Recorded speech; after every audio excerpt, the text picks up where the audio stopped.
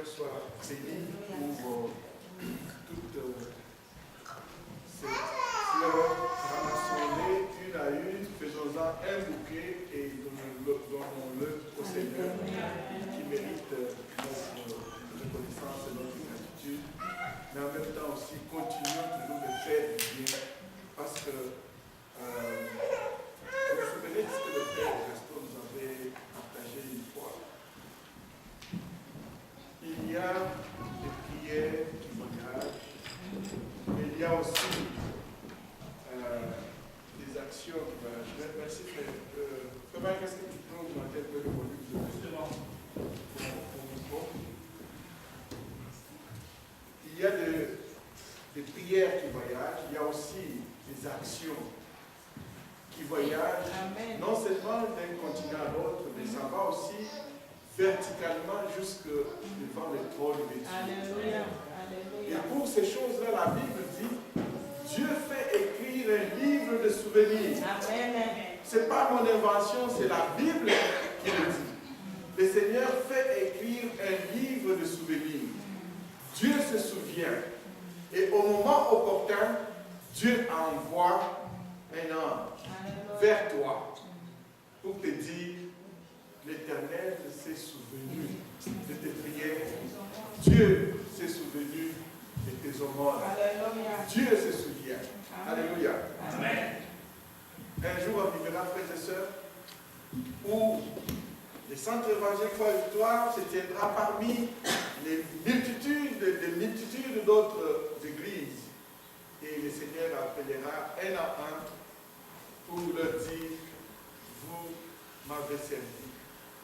J'étais malade à l'hôpital, vous m'avez visité, vous m'avez soigné.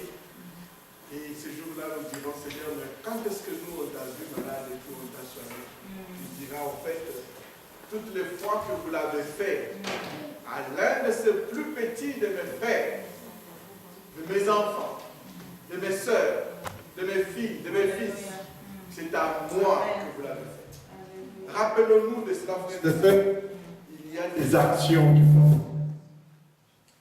Il y a des actions et des prières qui portent devant le Seigneur.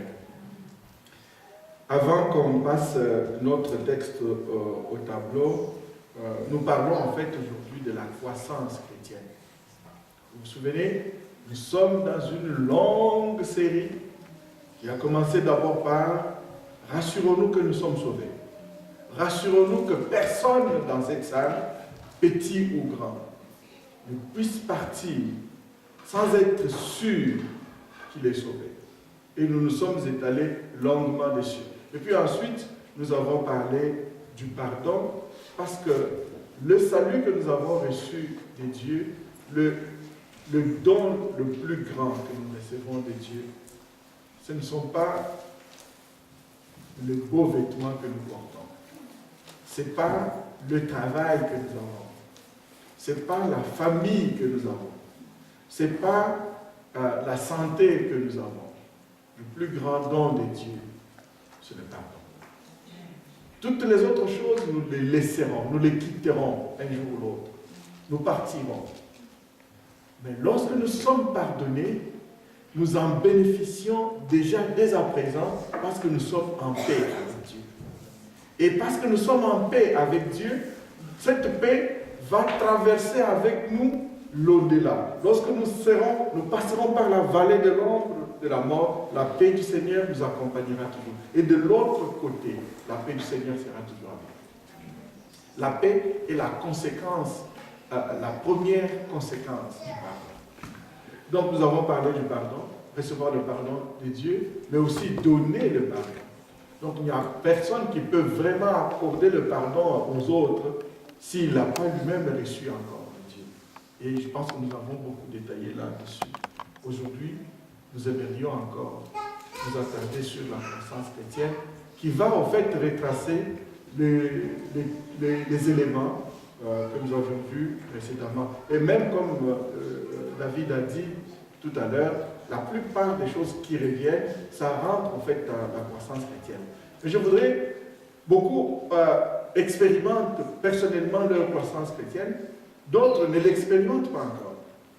d'autres le connaissent peut-être juste intellectuellement. La croissance, ce n'est pas quelque chose qu'on peut expérimenter intellectuellement. La croissance, c'est quelque chose que l'on vit personnellement. Tu ne peux pas intellectuellement dire que tu grandis. On a besoin de voir que vraiment tu grandis. C'est pourquoi les éléments qui vont être exposés sont tellement si simples que nous pouvons de prime abord dire, mais nous connaissons ça.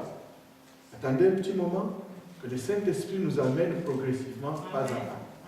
Et nous verrons que nous avons tellement besoin de grandir que nous allons dire, Seigneur, est-ce que j'ai vraiment grandi? Est-ce que je suis en train de grandir? Chez les autres, chez d'autres gens, la croissance est si évidente. Hein? Ça fleurit comme quelqu'un disait, au printemps, on entend des herbes pousser.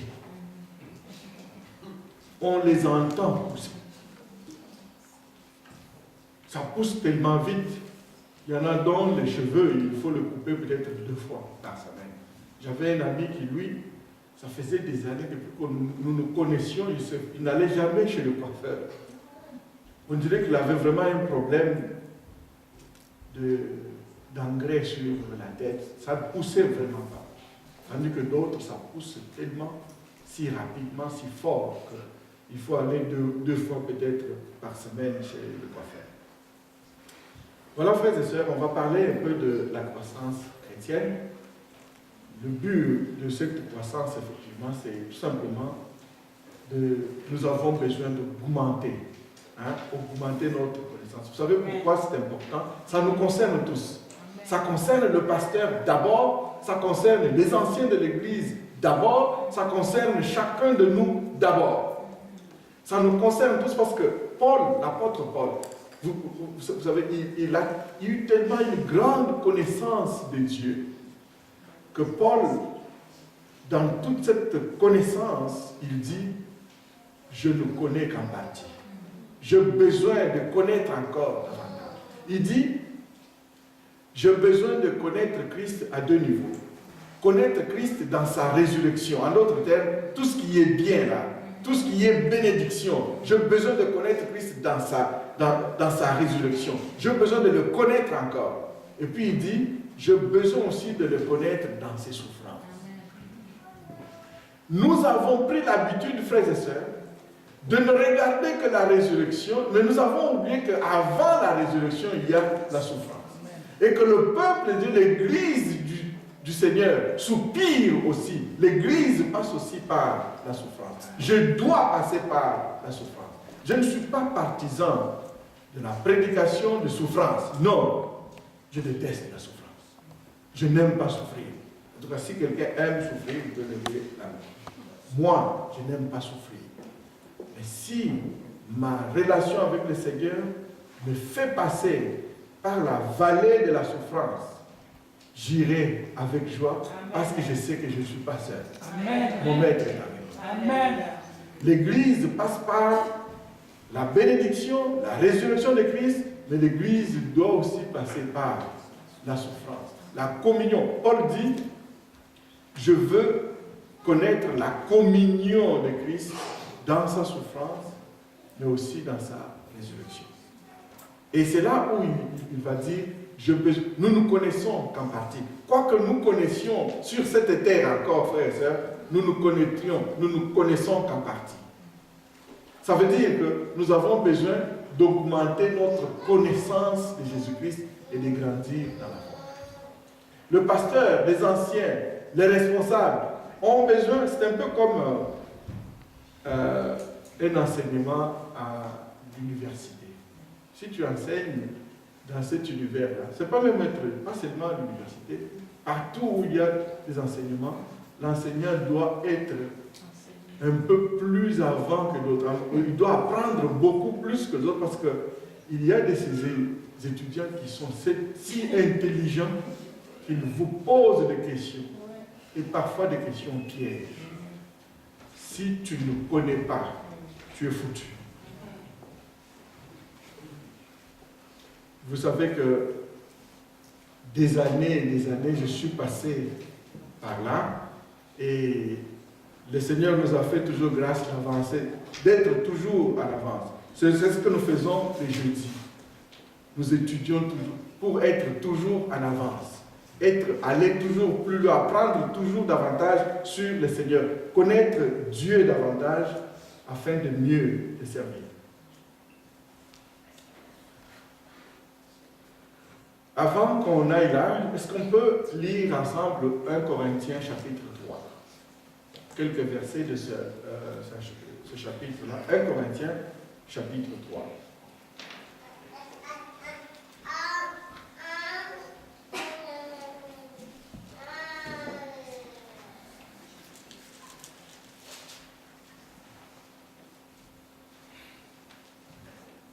Corinthiens chapitre 3, c'est le texte que nous allons méditer ce soir. Nous serons en prière avec un petit groupe de gens éparpillés partout en Amérique du Nord, aux États-Unis, au Canada. Nous allons méditer sur ce texte-là ce soir. Mais ça m'a tellement touché dans ma méditation du matin que ça s'inscrit dans ce que nous allons aussi lire. Qu'est-ce que vous avez à m'amener des petits papiers aujourd'hui là? Merci beaucoup. Les deux papiers parlent de l'anniversaire de héritier. Voilà. Merci beaucoup. Merci de nous rappeler cela. Nous prierons pour héritier après. Merci. Et Maman Sophie. Merci. Je vais lire avec vous quelques textes ici, là. Paul dit ceci aux Corinthiens. Vous savez, pour ceux qui ont médité un peu avant, dans le premier chapitre, Paul dit, quand il se présente aux Corinthiens, il présente tous les bienfaits qu'il connaît d'eux. Il dit, c'est une communauté qui a tous les dons spirituels. Vous pouvez imaginer une église comme la nôtre ici, tous les dons spirituels qui existent, imaginables, s'ils sont là. D'abord, il y a ça, et puis deux, il dit, vous avez la connaissance de la parole. C'est ce que Paul dit. Et chez les Corinthiens, ça se trouvait ici. C'est l'un des plus grands défis. Une église qui a tous les dons spirituels. Il y avait des prédicateurs, il y avait des évangélistes, il y avait des prophètes, ça prophétisait de partout, ça parlait en langue, à gauche, à droite. Dès que le culte commence, on chantait bien, on dansait bien, on fait tous les types de dons spirituels existaient chez les Corinthiens. Ça, c'est le chapitre 1. Au chapitre 2, il va leur dire, il y a un verset que je vais mémoriser là-dedans, verset 2, il va dire au verset 12, « Or nous n'avons pas reçu l'esprit du monde, mais l'esprit qui vient de Dieu, afin que nous sachions les choses que Dieu nous a déjà données par son esprit, par sa grâce. » En d'autres termes, non seulement vous avez tous les dons spirituels, vous avez la parole, vous connaissez la parole, mais vous avez aussi le Saint-Esprit, vous, Corinthiens. Le Saint-Esprit de Dieu agit en vous. Comment est-ce qu'on peut avoir ces trois choses? Avoir les dons spirituels, avoir toute la connaissance de la parole, avoir le Saint-Esprit et être encore ce que le premier verset du chapitre 3 dit. Pour moi, frère, vous, Corinthiens, ce n'est pas comme à des hommes spirituels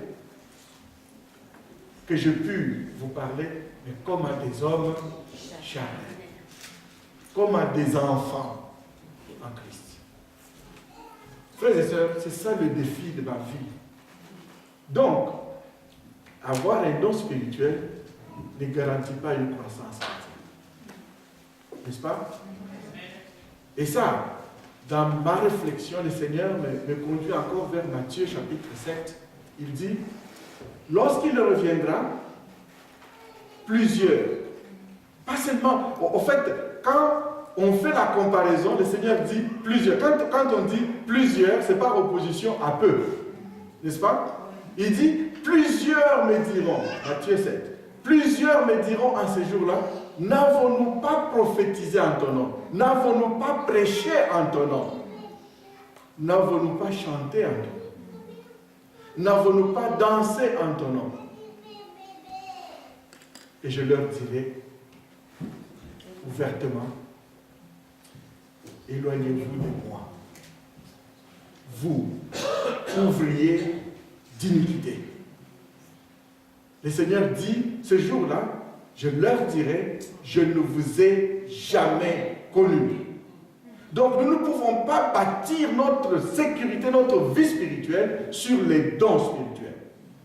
Notre croissance spirituelle, nous avons besoin de dons spirituels, ils sont très bons. Sans eux, nous ne pouvons pas servir le Seigneur. Ce sont des qualifications que le Saint-Esprit nous donne afin de servir le Seigneur. Mais les dons spirituels ne garantissent pas, frères et sœurs, notre croissance chrétienne. La preuve, l'Église de Corinthe. La preuve, notre vie peut-être aussi. Peut-être que j'ai un don. Peut-être que j'ai une qualification. Mais Paul dit, regardez, il dit, lorsque je vous ai parlé, frère, ce n'est pas comme à des adultes que je parle. Ce n'est pas comme à des hommes spirituels, des personnes qui marchent selon l'esprit. Non, je vous ai parlé comme à des enfants.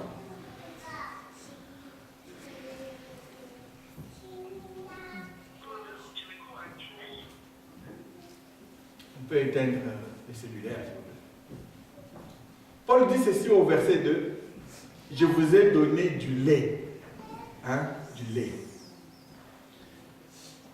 Et non de la nourriture solide, car vous ne pouviez pas la supporter et vous ne le pouvez même pas à présent, parce que vous êtes encore chargés. Je me répète, une église qui a des dons spirituels de partout, toutes sortes de dons. Une église qui a la parole. Quand ça prêchait à Corinthe, tu sors de là, tu dis, va écouter. Ils ont la parole. Ils ont le Saint-Esprit. Mais ils sont charnels. Etc. Nous avons vu cela. Si on descend un peu plus encore, verset 5, Paul dit ceci. Vous vous réclamez de moi, vous vous réclamez d'Apollos, vous vous réclamez de Céphas, vous vous réclamez de Christ. Qu'est-ce donc Apollos? Qu'est-ce que Paul, des serviteurs par le moyen desquels vous avez cru, selon que le Seigneur l'a donné à chacun? J'ai vu que nous aussi, peut-être si pas par des individus, nous maintenant, c'est par rapport à nos églises. Oh nous c'est le centre évangélique Foi Victoire. Oh nous, c'est Pipibici. Nous, c'est ceci. On se réclame des communautés plus que du Seigneur. J'ai planté, Apollos a avancé. Et qui fait la croissance spirituelle? Dieu. C'est Dieu qui fait quoi? Est-ce que nous pouvons donner à Dieu les moyens de nous permettre, chacun de nous, le pasteur en premier, de croître? Croître, le participe passé de croître, c'est cru. Cru avec accent circonflexe. J'ai cru. Je peux dire que j'ai cru en Dieu. Donc croire comme cru sans accent. J'ai cru en Dieu, donc je crois. Je crois spirituellement. Je crois comme il faut. Dieu fait croître, mais Dieu a besoin que chacun de nous se donne des moyens, que lorsque Dieu intervient en nous, il trouve tout le matériel pour croître. C'est pourquoi différents moyens nous sont proposés pour que Dieu s'en serve pour nous faire grandir. Vous remarquez, frères et sœurs, que nous pouvons tomber aussi dans le piège des Corinthiens. Les dons spirituels, on en a. Nous recevons des remerciements des frères et des sœurs, n'est-ce pas? Nous bénissons le Seigneur. Quand il s'agit d'adorer le Seigneur, nous y sommes. Une chorale qui performe bien gloire au Seigneur, n'est-ce pas? Mais est-ce que nous grandissons spirituellement? Je ne peux pas répondre à cette question pour quelqu'un d'autre. Il y a de ces choses que nous pouvons voir les uns et les autres.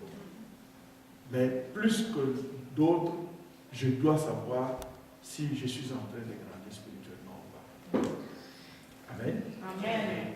Nous allons Regardez, en fait, dans ce texte-là, 2 fois, le verset 7 aussi, Paul revient encore pour dire en sorte que ce n'est pas celui qui plante qui est quelque chose, ni celui qui arrose, mais c'est Dieu.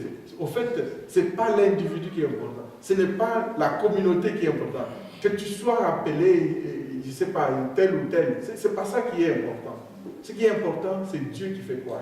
L'Église, c'est Dieu qui la fait quoi. Ma croissance personnelle, individuelle, c'est Dieu qui la réalise. Ce n'est pas l'œuvre de quelqu'un d'autre.